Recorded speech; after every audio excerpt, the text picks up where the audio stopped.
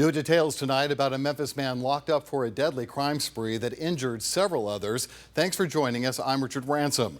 The crime spree sparked a citywide search for Cordarian Kraft, who police say is connected to a carjacking and 3 shootings just hours apart Sunday. Tonight, ABC 24 is digging deeper into his criminal past and asking why he was out on the streets in the first place. Stephen Pimpo begins our live team coverage at the Shelby County Justice Center tonight. Stephen? Richard, that's right. Thank you. Since 2022, Cordarian Kraft has been arrested at least 5 separate times, most of them for stealing cars.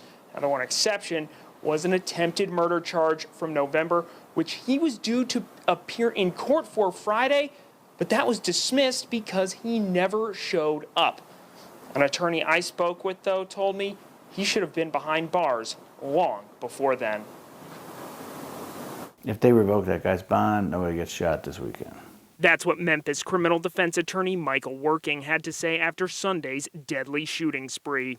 20-year-old Cordarian Kraft is facing charges that include first-degree murder, especially aggravated robbery, and carjacking. Court records show Kraft was out on a $100,000 bond for attempted murder in November and did not show up for his hearing Friday.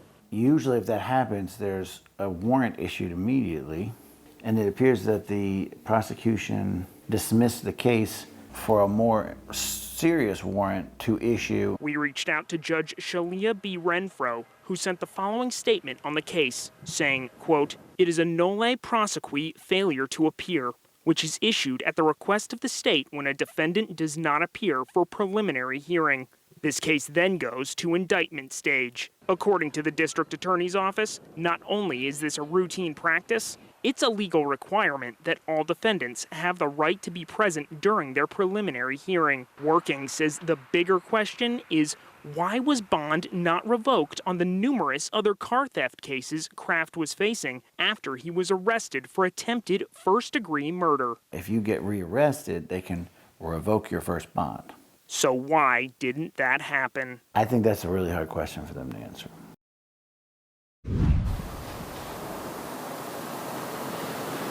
The district attorney's office told us today that they did in fact try and have the bonds revoked for those previous cases after the attempted murder arrest.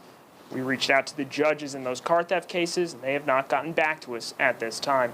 I reached out to Judge Renfro asking her why a warrant was not issued for Kraft's arrest after Friday. She says she can no longer comment on this case. Reporting live outside the Shelby County Justice Center, I'm Stephen Pimpo.